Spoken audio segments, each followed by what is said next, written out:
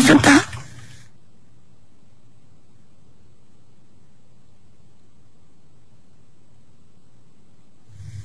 Fatma,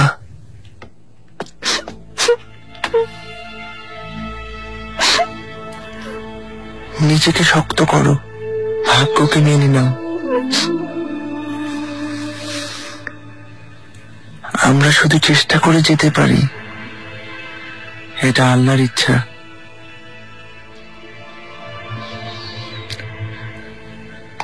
তুমি এটা বোঝার চেষ্টা করো। শাহজাদা, হত্যাকারীকে শাস্তি দিবেন না। সবই জানেন, হুররাম সুলতান মেরেছে আমার ছেলেকে। যে কষ্ট আমি পাচ্ছি, একই কষ্ট তিনিও পাবেন।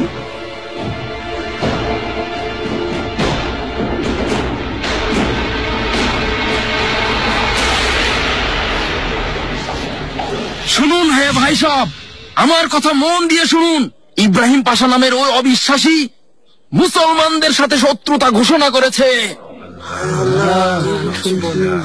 কাল রাতে তারাবির নামাজ পড়ার পর সৈফি এফেন্দিকে কারাগারে পাঠিয়েছেন। শুনেছি ওনাকে নাকি আজ ফাঁসি দেওয়া হবে। কি বলছি এইসব? একজন মুসলমান অন্য মুসলমানের সাথে এমন করবে না। বেধর্মে পাশাকে জবাব দিতে হবে।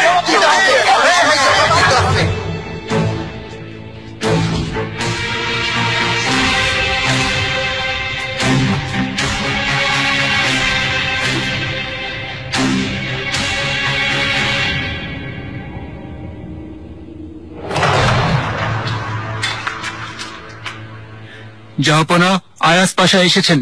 আসুক।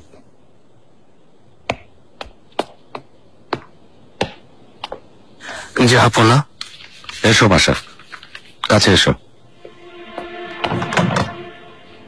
জাহাপনা, একটা জরুরি বিষয়ে জানাতে এসেছি।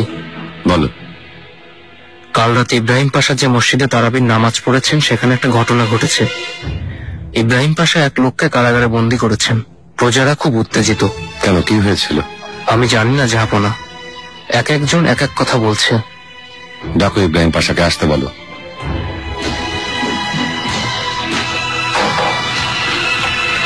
অগণিত মানুষকে হত্যা করেছেন এই অত্যাচারী পাশা, আর নিজে প্রাসাদে বসে বিলাসিতা করছে যেন তিনি কোনো অন্যায় করেননি। অথচ নিরপরাধ সৈফি এফেন্দি এখন কারাগারে বন্দী। ওনাকে তিলে তিলে মারছেন। ভাইরা সবাই আসুন, পাশার প্রাসাদে যাব আমরা। পাশাকে জবাব দিতে হবে। চলো, এখনই চলো। সৈফি এফেন্দিকে আমরা মুক্ত করে আনবই। চলো।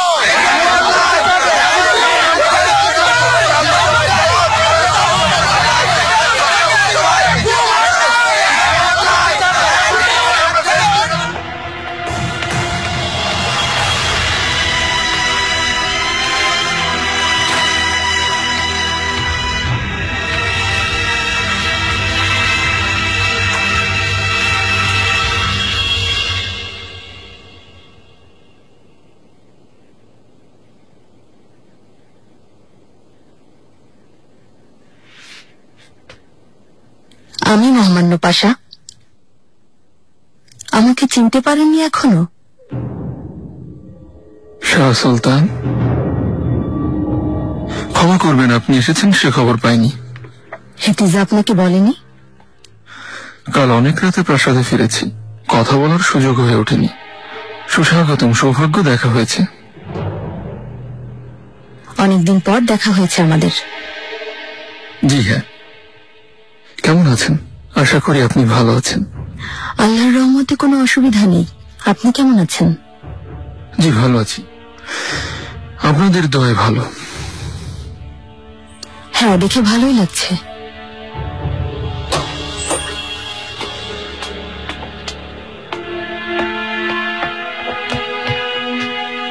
শুভ সকাল তোমাকেও, হেতিজা।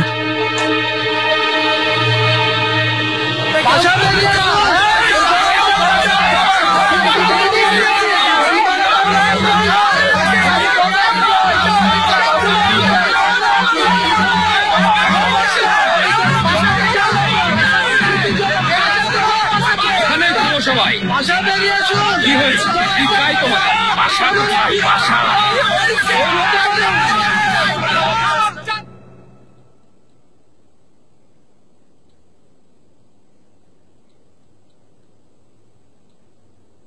তোমাদের দুজনকে সুখী দেখে আমার খুব ভালো লাগছে।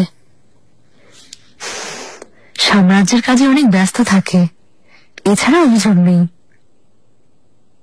সামনের বসন্তে শাহজাদি, ছেলে মেয়েদেরকে নিয়ে দিল্লি বেড়াতে যাব।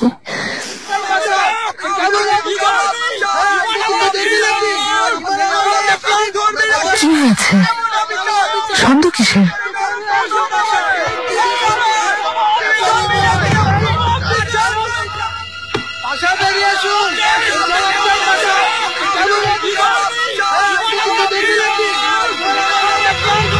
ইব্রাহিম, এত চেঁচামেচি কিসের? ওখানে কারা? পাশাকে নিয়ে কোনো ঝামেলা হবে না আশা করি। তা না হলে ওরা পাশার নাম নিচ্ছে কেন হিতিজা? এখনই জানা যাবে। মহামান্য পাশা, প্রাসাদ থেকে বের না হয় নিরাপদ। কি চায় ওরা? সেইফি এফেন্দির মুক্তি দাবি জানাচ্ছে। পাশা,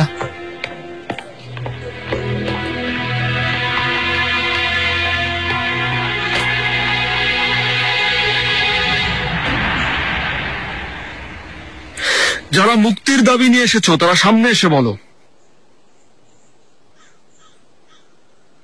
কি হলো?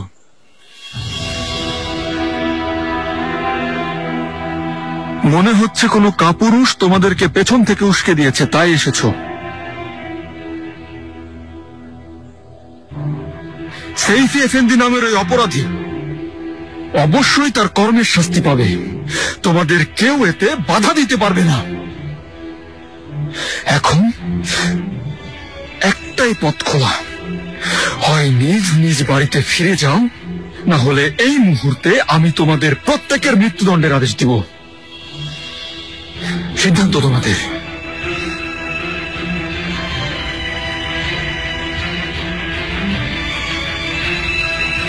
বোঝা গেছে?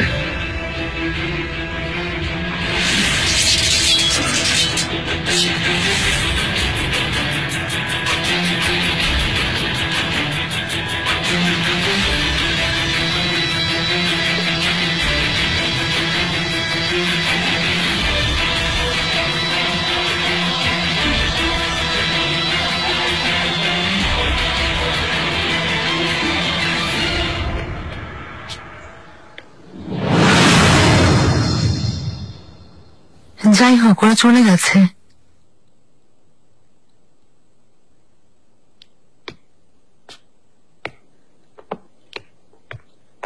ইব্রাহিম পাশা কি এমন করেছে ওরা এতটা খেপে গেছে? উজিরে আজম হওয়া এত সহজ না, ওর কাঁধে অনেক বড় দায়িত্ব। সাম্রাজ্য চালাতে গিয়ে সবাইকে সন্তুষ্ট করা সম্ভব না।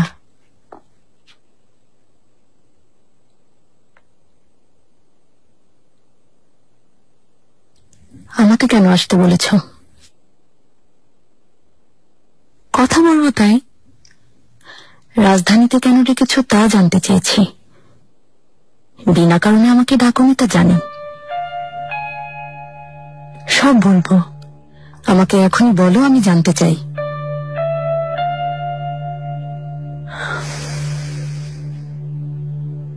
হুররাম, আজ পর্যন্ত সে কি কি করেছে শুনেছেন, কিন্তু খুব বেশি কিছু জানেন না।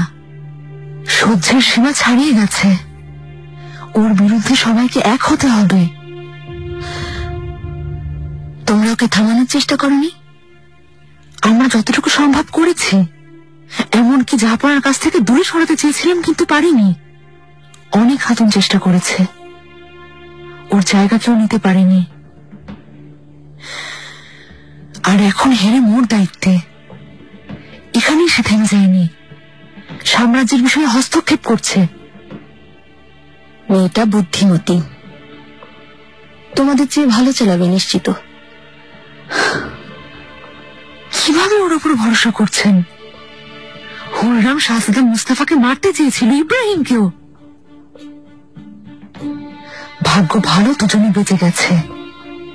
আর ওকে সুযোগ দেওয়া যাবে না, ওকে এখানেই থামিয়ে দিতে হবে। সামান্য একটা দাসী সম্রাজ্ঞী হয়েছে, ও তোমাদের নিশ্চিহ্ন করতে চাইছে, তুমি এখন থামানোর কথা বলছো। যদি আপনি আমাদের সাথে থাকেন ওকে থামানো সম্ভব না। না কেন? না, এটা তোমাদের সমস্যা ইতিজা, আমাকে এর ভেতরে টানবে না। আমি আপনাকে শুধু বংশের ভবিষ্যৎ রক্ষা করার কথা বলছি, বংশের না।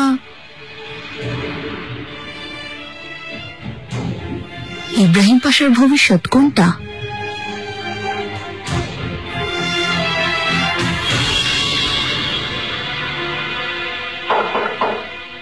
এসো।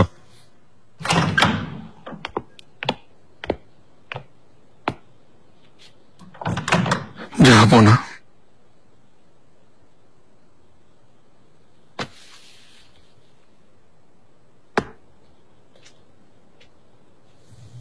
কাল রাতে একটা ঘটনা ঘটেছে, একজনকে গ্রেফতার করা হয়েছে। পবিত্র রমজান মাসে তুমি কেন একজন মানুষকে গ্রেফতার করে কারাগারে বন্দী করেছো? জবাব দাও আমাকে। যাবো না, মসজিদ থেকে ফেরার সময় এই ঘটনা ঘটেছে। ওরা আমাকে অপমান করেছে, বিধর্মী বলেছে, অবিশ্বাসী। এখানে আমার কোনো হাত নেই, আমি কিছুই করিনি। তখন নাসর এফেন্দি আমার সাথে ছিল, সে সবকিছুর সাক্ষী। আমার ধর্ম আর পরিচয় নিয়ে এত বাজে মন্তব্য করেছে যে সহ্য করতে পারিনি। তাদের এত বড় সাহস, তারা এই সাম্রাজ্যের উজিরে আজমকে অপমান করে।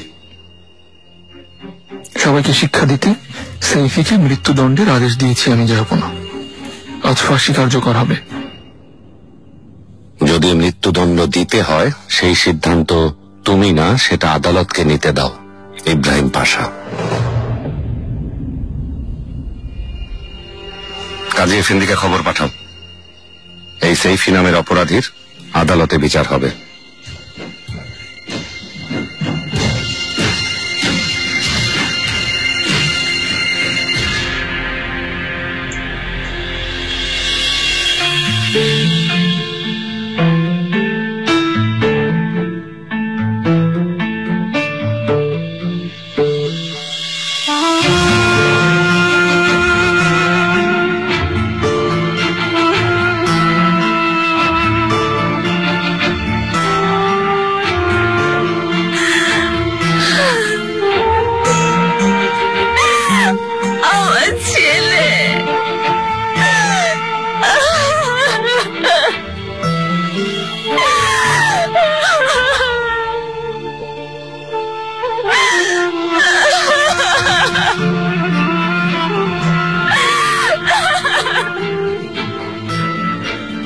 একজন পুরুষের চোখে দুটো কারণে অশ্রু ঝরে, ভালোবাসা হারানোর কষ্টে আর মৃত্যুর ভয়ে। সুলেমান বাবা,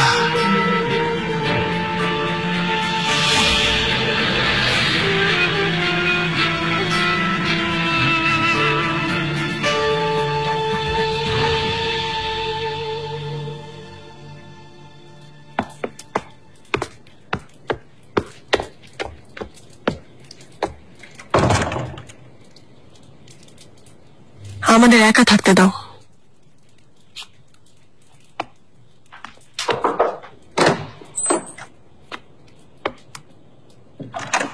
ডিয়ানা, আদেশ করুন সুলতানা। এই হঠাৎ মৃত্যু কোনো ভালো লক্ষণ না। কেন জানি মনে হয় মুস্তাফাকে যে মারতে চেয়েছিল সেই আমার নাতিকে মেরেছে। তা কিভাবে সম্ভব সুলতানা? ভুলে গেছো তুমি? কদিন আগেও আমাদের মাঝে এক গুপ্তঘাতক ছিল। হয়তো আরো কেউ আছে, হয়তো এমন কেউ আছে যে ওকে রোগাক্রান্ত করেছিল। একদম চিন্তা করবেন না সুলতানা, আমি আপনার আর শাহজাদার কোনোভাবেই কোনো ক্ষতি হতে দেব না। ডিয়ানা, আমাদের জন্য সব করতে পারবে? পারবো সুলতানা। যদি কাউকে সরিয়ে দিতে বলি তাহলে? জানি মেরে ফেলবো, শুধু আদেশ করুন।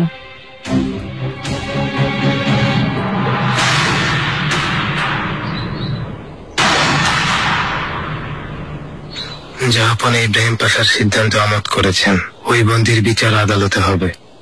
খুব ভালো খবর এনেছে রুস্তম আকা। আমার মনে হচ্ছে জাহাপনা ধীরে ধীরে ওনার উপর আস্থা হারিয়ে ফেলছেন। অবশেষে পাশার ক্ষমতা কমে আসছে। এ বিষয়ে এবু সুদ এফেন্দির সিদ্ধান্তই আসল সুলতানা। ইব্রাহিম পাশার অন্যায় ধরা পড়লে ওনার সব ক্ষমতা শেষ হয়ে যাবে। তিনি উজিরে আজমের বিরুদ্ধে কোনো সিদ্ধান্ত নেবেন? কাজী এফেন্দি কারো পক্ষ নেন না, তিনি আইনের পক্ষে। স্বয়ং বাদশাহ কাজীর সম্মতি ছাড়া কখনো কারো মৃত্যুদণ্ডের আদেশ দেন না। রুস্তম আকা, খুব খুশি হয়েছি। চমৎকার। আপনার কৃপা সুলতানা।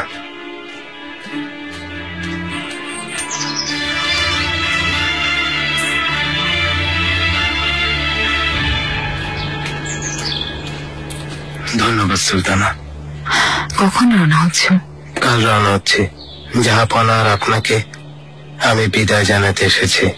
আমাদের যোগাযোগ কিভাবে হবে? সব ব্যবস্থা করেছি।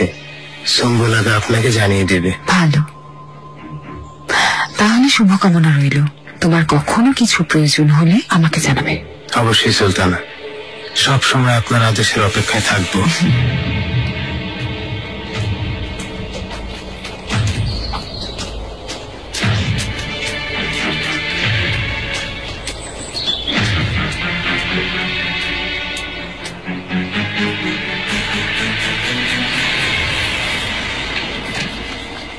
কাজী এফেন্দি, বলো। আয়াস পাশা এসেছেন, আপনার সাথে দেখা করতে চান। ওনাকে পাঠিয়ে দাও। আসুন।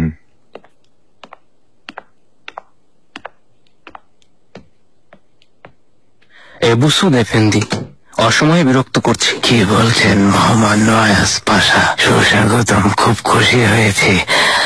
বলুন। আমি জাহাপনার আদেশে এসেছি। আপনাকে একটা মামলার সমাধান করতে বলেছেন। কোন মামলার কথা বলছেন? কাল রাতে আয়া সোফিয়া মসজিদের সামনে একটা দুর্ঘটনা ঘটেছিল। কিছুটা শুনেছিলাম। যতদূর মনে পড়ে মহামান্য ইব্রাহিম পাশাকে নিয়ে, তাই তো?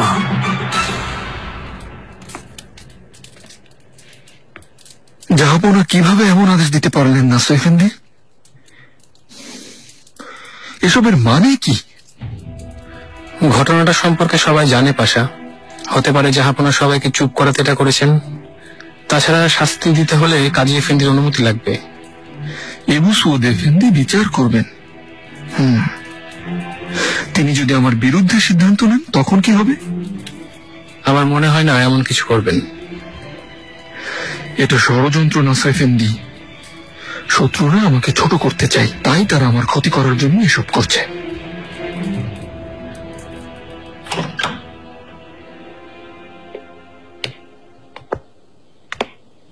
জাহাপনা, এসো রুস্তম আগা, কাছে এসো।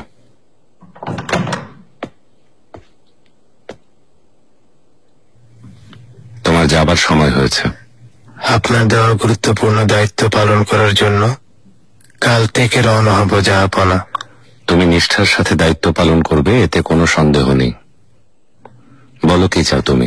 নিজেকে যোগ্য প্রমাণ করা ছাড়া কিছুই চাই না।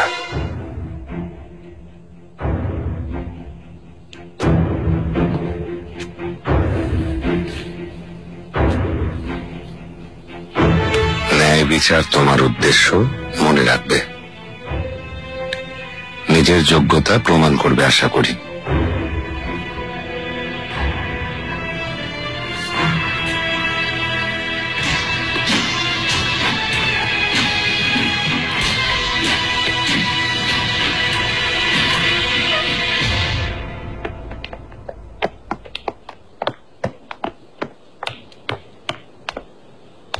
শাহজাদি, আশা করি ভালো আছেন।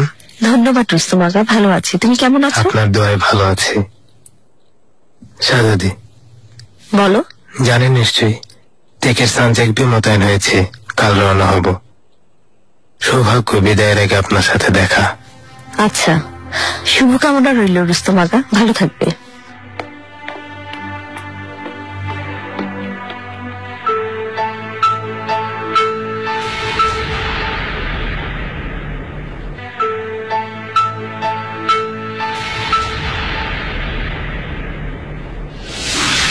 মহানূর, লক্ষ্মী মা আমার, তোমাকে ছাড়া আমি কিভাবে থাকবো বলো? কিন্তু আমি অসহায়, আমার কিছুই করার ছিল না।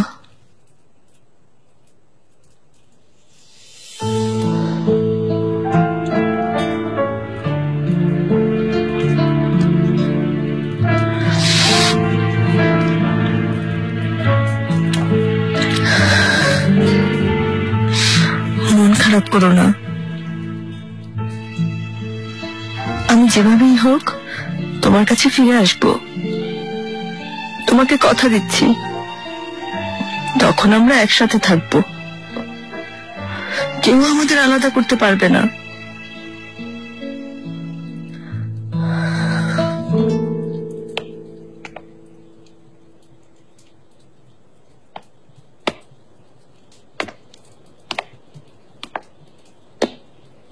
মহামান্য পাশা, বাবা, মা আমার,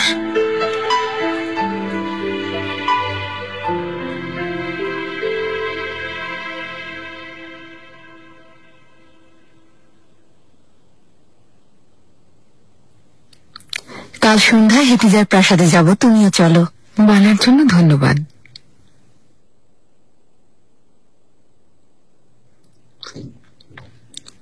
শাহজাদি, আপনি কিছুই খাচ্ছেন না, কথা বলছেন না। আপনার শরীর খারাপ নয় তো? না তো, ভালো আছি। ইব্রাহিম পাশাকে নিয়ে চিন্তা করছেন আপনি, তাই না? এমন এক পবিত্র মাসে কেন এমন ঝামেলা করতে গেলেন আমি বুঝতে পারছি না। ইনশাআল্লাহ মহামান্য পাশার বিপদ কেটে যাবে। চিন্তা করো না, ইব্রাহিমের ক্ষতি কেউ করতে পারবে না।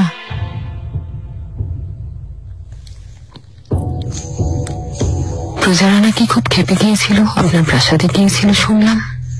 মহামান্য পাশা এসে ঝামেলা মিটিয়েছেন, প্রজাদের ফেরত পাঠিয়ে দিয়েছেন। তাই নাকি? শুনলাম জাহাপনা নাকি ইব্রাহিম পাশার সিদ্ধান্তে একমত হননি। এই বিষয়ে আদালতে সিদ্ধান্ত হবে। সে যাই হোক, আমাদের বিষয়ে নাক গলানোর দুঃসাহস দেখাবে না হুররাম। হেতিজা, ও সীমা ছাড়িয়ে যাচ্ছে। তুমি বোধহয় খুব চিন্তিত। এখন প্রাসাদে ফিরে যাও, বিশ্রাম নাও, যাও।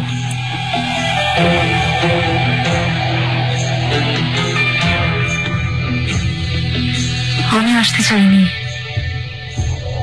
আপনার জন্যই এখানে এসেছিলাম।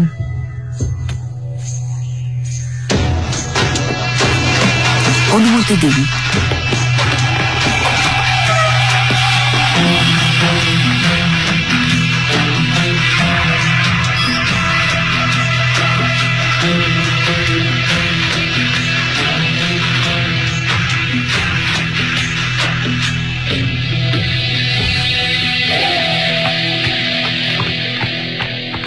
শাহজাদি,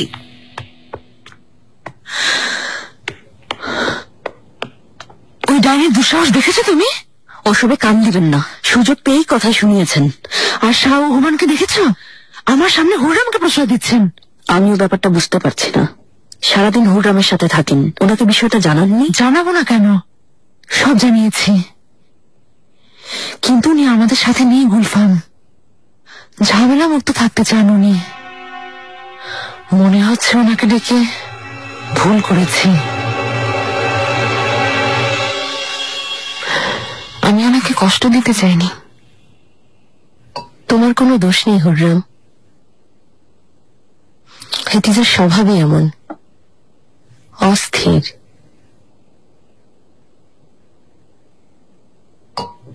আসলে বিশেষ করে ইব্রাহিম পাশার এই ঘটনার পর থেকে। কোন ঘটনার পর? নিগারের সাথে সম্পর্কের কথা বলছি, আপনি শুনেছেন নিশ্চয়ই। ওই ঘটনা? একজন শাহজাদির সাথে এমন হওয়াটা আসলে খুব দুঃখজনক ব্যাপার। অনেক কষ্ট পেয়েছিলেন। যাই হোক, এখন সব ঠিকঠাক, পাশাকে ক্ষমা করেছেন। জানেন তো, তিনি আসলে অনেক আবেগপ্রবণ, হাল ছাড়েননি। ইব্রাহিম পাশাকে নিয়ন্ত্রণ করা খুব কঠিন। হেতিজার মন ছোটবেলা থেকেই নরম। জি, নিগারকে ক্ষমা করে দিয়েছেন, বাচ্চাকেও মেনে নিয়েছেন। বাচ্চা মানে? আমরা শুনেছিলাম বাচ্চা মারা গেছে, আসলে তিনি লুকিয়ে রেখেছিলেন। ইব্রাহিম পাশা জানতে পেরে বাচ্চাকে বাড়ি দিয়েছেন, দেখাশোনার লোক রেখেছেন, আর নিগারকে অনিচ্ছা সত্ত্বেও বিয়ে দিয়েছেন। সে যাই হোক, এখন ভালো আছে তাই না? নিশ্চয়ই। এসব পুরনো কথা, এইসব বিষয়গুলো আসলে ভুলে যাওয়াই ভালো। মিষ্টি,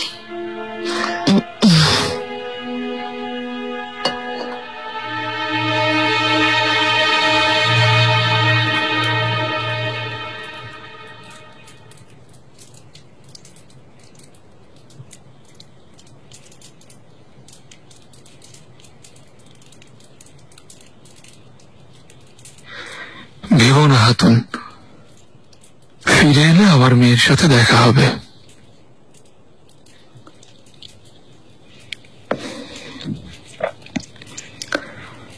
ও যেন আমার কথা ভুলে না যায়।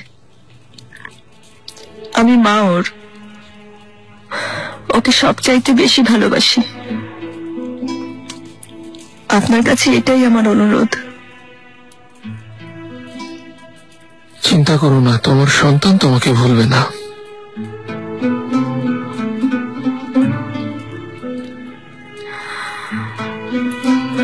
আমাকে ক্ষমা করবেন পাশা।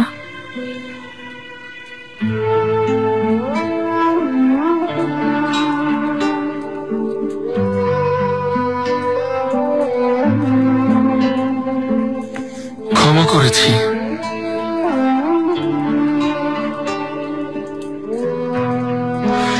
দোয়া করি ভালো থাকো।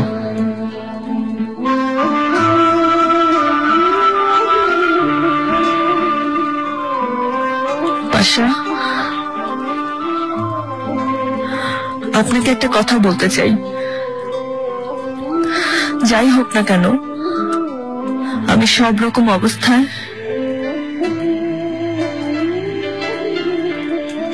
শুধু আপনাকেই চেয়েছি। যা কিছু ঘটেছে দুঃখ নেই,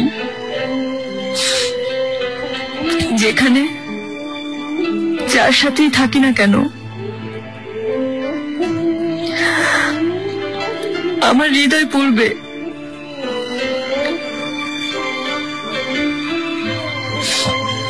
আপনার জন্য।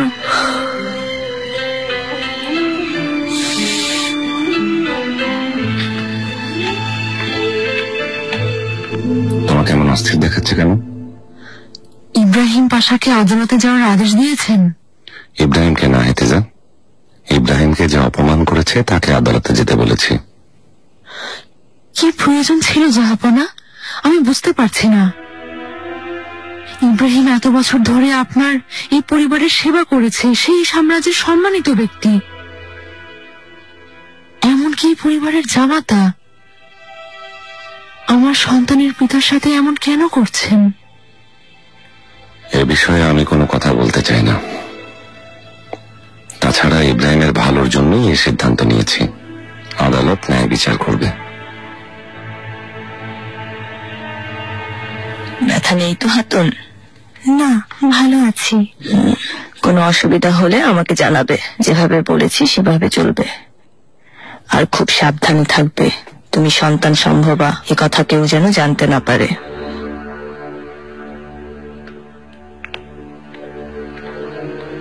কি হচ্ছে এখানে? কোনো সমস্যা হয়েছে নাকি হাকিম কাদিম? না কিরাজাদা, হাতুনের ঠান্ডা লেগেছিল, তাই ওষুধ দিয়েছি। কেমন লাগছে তাই জিজ্ঞেস করছিলাম। আচ্ছা, নিজের যত্ন নাও।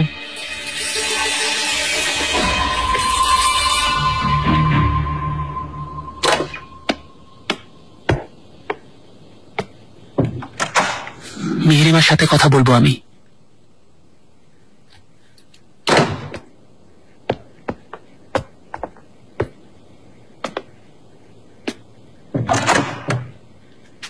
কি হয়েছে?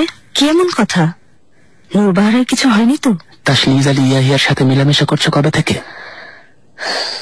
আর কতবার বলতে হবে? যা ভাবছো তেমন কিছু না, অসম্ভব। তাহলে আমাকে হুমকি দিয়েছিলে কেন? আমাকে চুপ থাকতে বলেছিলে কেন? একটা নির্দোষ লোকের শুধু আমার সাথে কথা বলার কারণে গর্দান যাক চাইনি। কেউ কিছু বোঝার আগেই হয় ওকে বের করে দিবে, না হয় ওর গর্দান নিয়ে নিবে। সত্যি কথা বলো মিহরিমা। আমি সত্যি বলছি। ইব্রাহিম পাশের কাছে এসেছিল, সামনে দেখা হলো, কথা বললাম। মিহরিমা,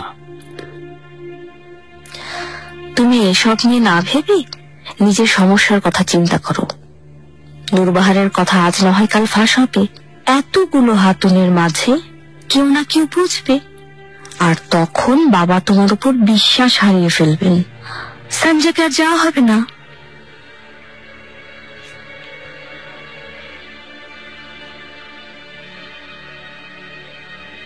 কোনোভাবে বাচ্চাটাকে বাঁচানো যায় না? না,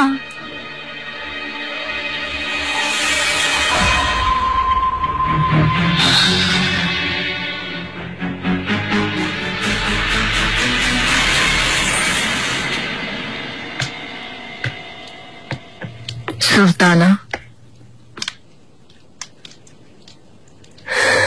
কেমন আছে ও এখন? হেকিম ওষুধ দিয়েছে সুলতানা। অনেক কষ্টে ঘুম পাড়িয়েছি, জেগে থাকলেই কাঁদতে থাকেন। ইয়া আল্লাহ।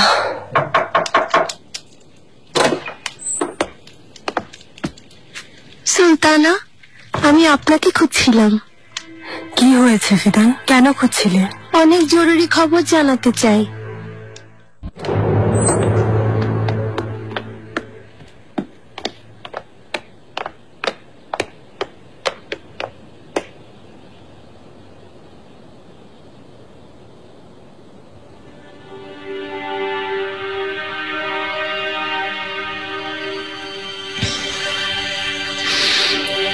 আয়েশা খাতুন কি তুমি? জি সুলতানা। বলো ধাত্রী, যা শুনেছি তা সত্যি? সত্যি সুলতানা, আয়েশা খাতুন 2 মাসের অন্তঃসত্ত্বা।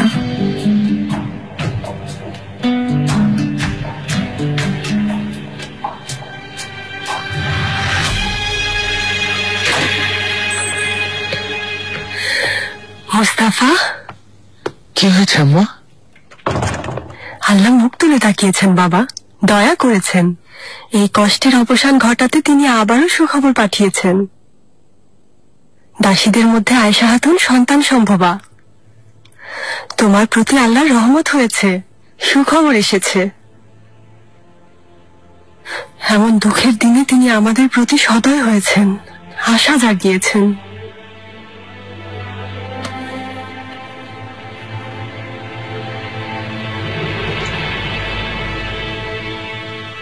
বাদী আব্দুল্লাহর ছেলে মহামান্য ইব্রাহিম পাশা, বিবাদী বেহরামের ছেলে সৈফি এফেন্দি উপস্থিত হন। বাদী আব্দুল্লাহর ছেলে মহামান্য ইব্রাহিম পাশা, বিবাদী বেহরামের ছেলে সৈফি এফেন্দি, আসুন।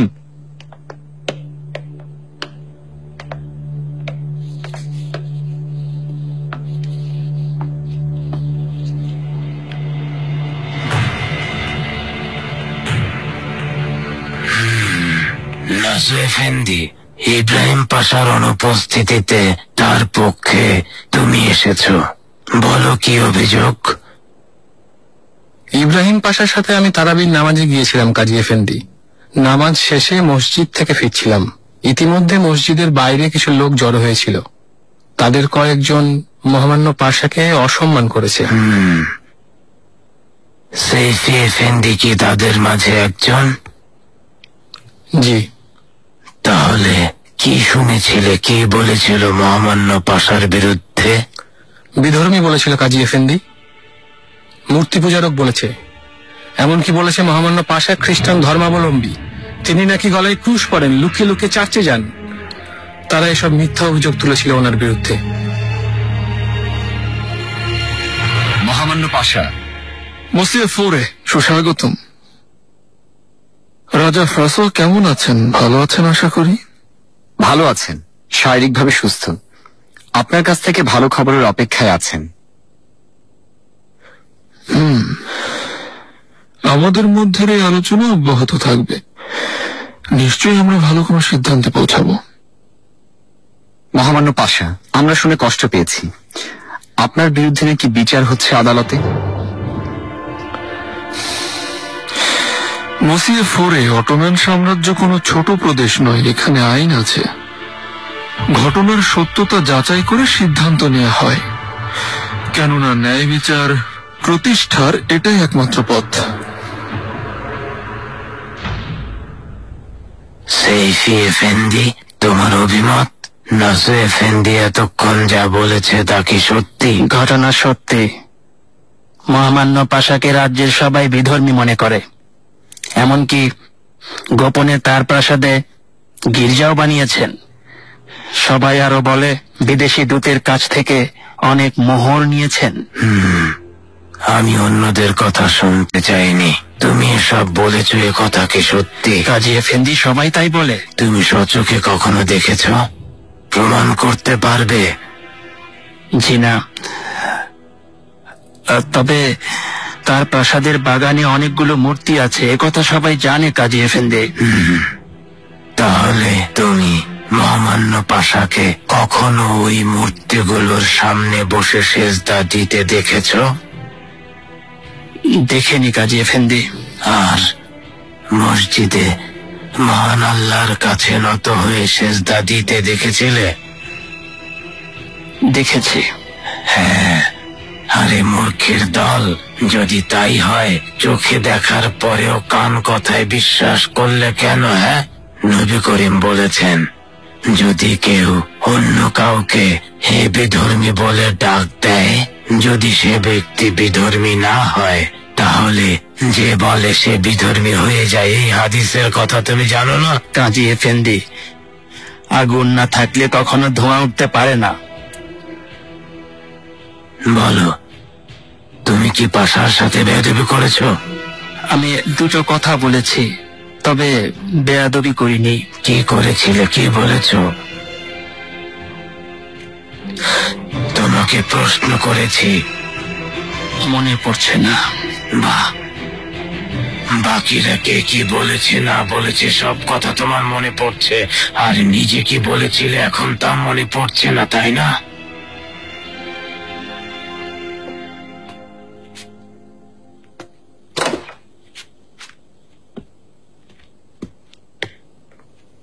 হাতিজা, সুস্বাগতম। বিচার নিয়ে ভাবছো, এখনো সিদ্ধান্ত হয়নি? না, এখনো খবর পাইনি।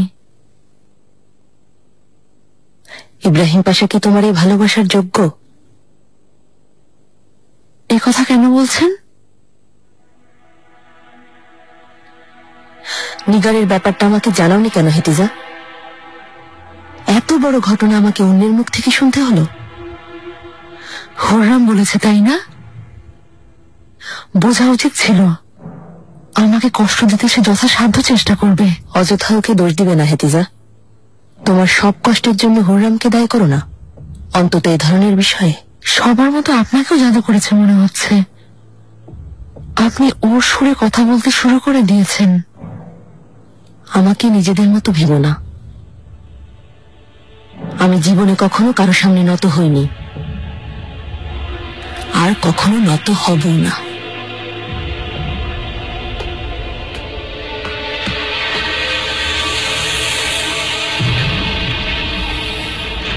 মহামান্য পাশা আমার গর্দান নেয়ার আদেশ দিয়েছেন। ওনার এই অধিকার নেই, এটা অন্যায়, এটা গুনাহ। আমাকে আশেপাশের সবাই সম্মান করে, ভালোবাসে। আমি একজন সম্মানিত ব্যবসায়ী। কাজী এফেন্দি, ছেড়ে দিন, আমি রোজগার করতে চাই। ব্যবসার প্রতি মনোযোগী হলে তো তা নিয়ে ব্যস্ত থাকতে। কাজী এফেন্দি, আমি হয়েছে, অনেক বলেছ, চুপ করো, চুপ। নাসু এফেন্দি, তুমি এ বিষয়ে আর কিছু বলতে চাও? না কাজী এফেন্দি। মহামান্য পাশার মতো ব্যক্তির সাথে জনসম্মুখে তুমি যে বেয়াদবি করেছ, তার প্রেক্ষিতে ওনার রাগান্বিত হওয়াটা একেবারে যুক্তিসঙ্গত।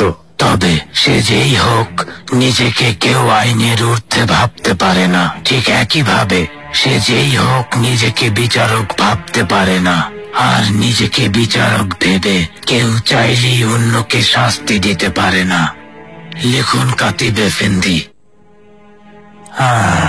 বেহরামের ছেলে সেইফি এফেন্দি দিল্লিতে আলিয়ের উজিরে আজম ইব্রাহিম পাশাকে বিধর্মী বলে জনসম্মুখে অপমান করেছে। সমস্ত সাক্ষীর সামনে সে অপরাধ স্বীকার করেছে। এই অপরাধের শাস্তি হিসেবে তাকে 100 বার বেত্রাঘাত করা হবে এবং 5 বছরের সশ্রম কারাদণ্ড ভোগ করবে। তারপর তাকে রোজ দ্বীপে বন্দি জীবন কাটানোর আদেশ দেওয়া হলো। দয়া করুন কাজী এফেন্দি, ইয়া আল্লাহ, সত্যি আমি কোনো অন্যায় করিনি, এই অবিচার করবেন না। আমার সন্তানদের কি হবে? এসব আগে ভাবা উচিত ছিল সেইফি এফেন্দি। মহামান্য পাশার বিরুদ্ধে কোনো কথা বলার আগে প্রমাণ আছে কিনা তা অবশ্যই ভেবে দেখতে হবে, কারণ প্রমাণ ছাড়া সেটা অপবাদ। আর কেউ কখনো কাউকে প্রমাণ ছাড়া মিথ্যা অপবাদ দিতে পারে না। বিচার সম্পন্ন হয়েছে, নিয়ে যাও। এমন করবেন না, নির্দয় হবেন না কাজী এফেন্দি, ক্ষমা করে দিন কাজী এফেন্দি। কাজী এফেন্দি, দয়া করুন, আমাকে ক্ষমা করুন কাজী এফেন্দি, কাজী এফেন্দি। আজ এ পর্যন্তই মুছিয়ে ফোরে, পরবর্তী আলোচনার খবর পাঠানো হবে। আপনি যা বলবেন। মহামান্য পাশা, আপনি একবার আমার কাছে একটা বই চেয়েছিলেন, সেটা পাওয়া গেছে। কোন বইটা যেন? ম্যাকিয়াভেলির প্রিন্স বইটা। আপনার জন্য ফ্লোরেন্স থেকে আনা হচ্ছে, কিছুদিনের মধ্যে জাহাজ পৌঁছে যাবে। ধন্যবাদ, আমি অনেকদিন ধরে ওটা খুঁজছিলাম।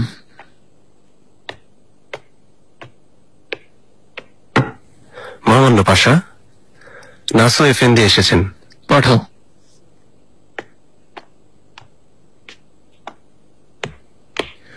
মহামান্য পাশা,